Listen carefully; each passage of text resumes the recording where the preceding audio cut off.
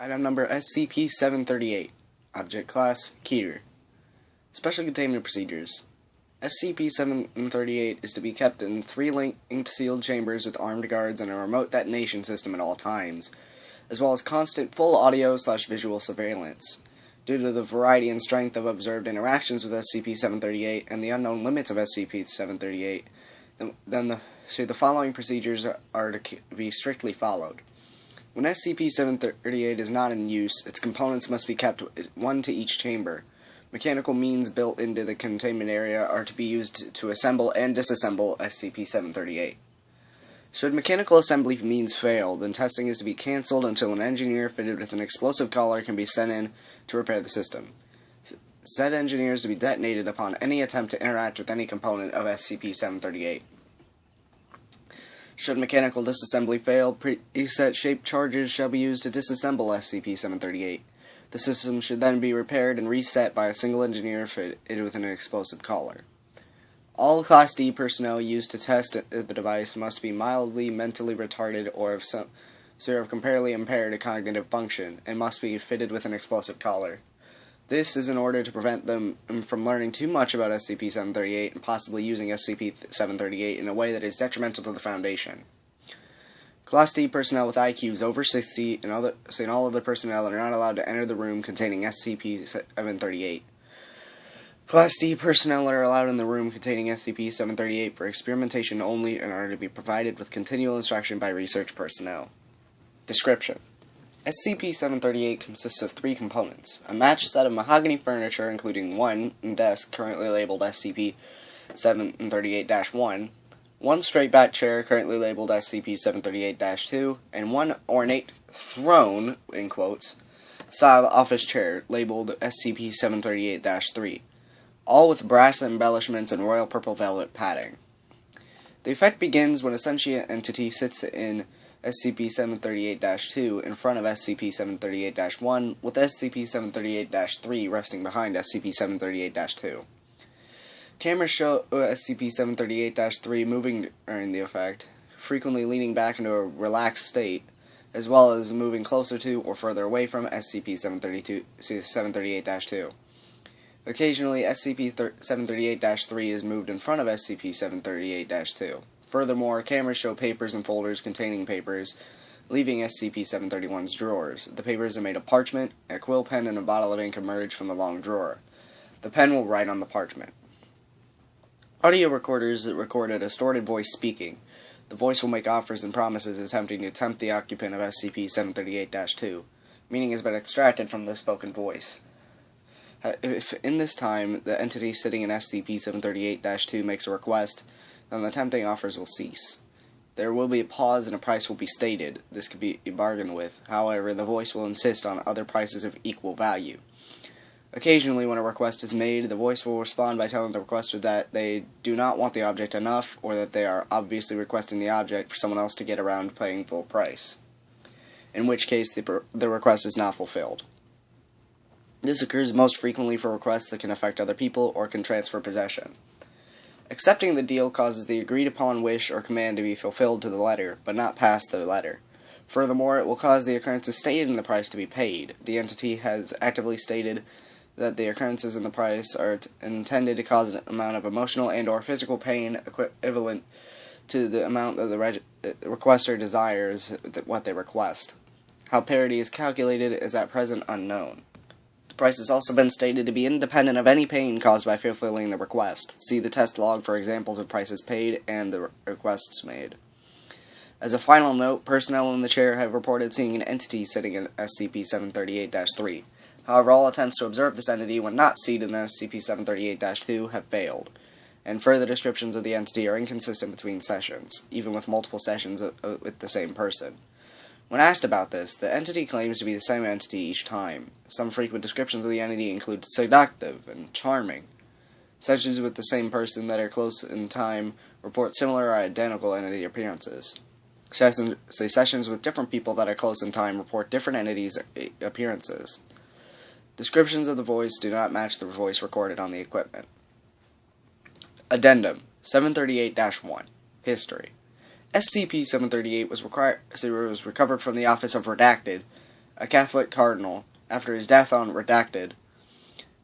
He had received it as a gift from the Pope for extraordinary services from the Vatican archives. The Foundation became aware of SCP-738 after data expunged, with Redacted, dead and his will contested in the aftermath of the event. Foundation personnel acquired the disk. Foundation agents in the Vatican reported recovering some of the documents surrounding SCP-738. Addendum 738-2 Test Results. Test 1. Researcher sits in SCP-738-2 and waits. Results. Researcher reports several attempts made to coerce him into a deal, with deals including love of the woman he wants, an object that would make him a well-respected researcher, and the granting of O5 status. Startled researcher leaves SCP-738-2, leaves room. Recordings follow statements provided. Researcher reports disappearance of the entity, followed by the return of pen, paper, and folders to the drawers. Using cameras, speed of object return clocked at over 120 meters a second. And researcher reports seeing a man in red in a gold business suit. Test 2. Personnel redacted sat on SCP-738-2. Analysis performed upon papers and documents. Results. Spectral analysis has confirmed that the parchment is human skin. The feather on the quill pen comes from an unidentified bird. Subject offered freedom. Is told that the price is death of his best friend. D-Redacted laughed and agreed, then vanished. D-Redacted was recaptured 5 hours later. Documents written in English. D-Redacted involved in test reported seeing a beautiful and seductive woman. Test 3. Personnel D-Redacted, a non-native English speaker, sits in SCP-738-2. Results.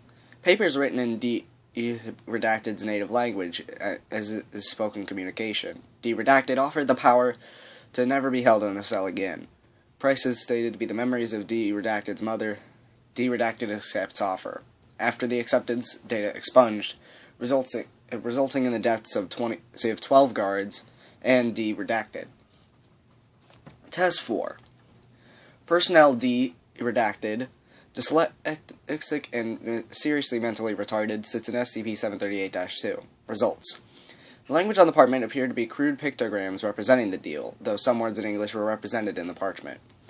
In general, the English was unrelated to the pictures they were under and frequently insult D-Redacted's intelligence, and state that the entity is uncertain how much of this D-Redacted understands. D-Redacted was offered a sloppy Joe. Price was stated to be Mopsy, a toy that D-Redacted had been allowed to smuggle into the Foundation. D-Redacted accepted, and food was materialized upon the desk, along with antique silverware, fine china plate, and a crystal glass sippy cup with white in-colored grape juice. D-Redacted shows great distress when upon discovering that Mopsy was missing after finishing the meal. D-Redacted reports seeing a large pink rabbit. After deal was complete and D-Redacted left the chair, recordings picked up a sigh. Voice print of sigh does not match D-Redacted's voice. Test 4 Follow-up. D-Redacted issued a toy exactly identical to Mopsy. Result. As soon as D-Redacted named the toy Mopsy, it vanished. D-Redacted showed great emotional distress. Test 5 Destruction Testing. Result. Data expunged. Explosive, fire, gunshot, mechanical wood chipper fail. Direct attack upon desk with axe leaves a single gash with depth of 3 mm and results in data expunged as well as death of the attacking personnel. Gash remains in desk. Video logs show gash healing at a rate of 1 UM per day. I don't know what character that is. Test 6. Researcher sits in SCP-738-2. Asks, "What are you?" Result. Entity, taking the appearance of a large snake, says, "I'm sorry. It's against policy to divulge personal details, but may I interest you in data expunged?" Researcher stood from chair, shaking and ending the session. Researcher was then placed in a mental institution, 5 awaiting review due to information revealed by offer. Test 7. Sheldon Katz, Esquire, Senior Counsel with the Foundation's Legal Department. Result. At commencement of test, Mr. Katz presented the entity with a notarized apostilled affidavit stating that he was participating in the test on his own behalf and not as agent for the Foundation. Approximately 41 hours after the commencement of the test, Mr. Katz lapsed into unconsciousness due to exhaustion. Mr. Katz described the appearance of the entity as identical to his first-year contracts professor from law school, but he declined to describe the nature of the offer that had been made. He reported that just prior to blacking out, he had been in the midst of negotiating a precise technical definition of the word "shall." Katz stated that the current working draft of the agreement, and that he and the entity had been drafting at least 900 pages long at that moment, exclusive of exhibits and schedules, and that he regretted not keeping a copy for his form file. A red leather envelope, smelling of sulfur, was found on Mr. Katz's person, which contained a handwritten note reading, "Please come back any time. I haven't had so much fun in years. Mr. Katz has requested reassignment. Remaining tests require Level 4 clearance or higher to review until declassification complete." Addendum 738-3. Notes. In recent testing, offers have been made directly to the researchers who were telling the subject what to do. Recommend cessation of all testing. 05 redacted. And that was SCP-738. Let me know in the comments if there's any SCPs that you would want me to read. You may have noticed in your notification feed that there was 2 Keter and Chris watch videos. Yeah, I just uploaded those today because I forgot to yesterday, and I wanted to do that as filler. And sorry for missing yesterday's SCP reading.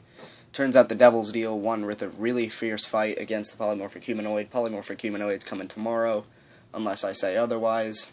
Anyway, I'll see you guys next time. Bye-bye.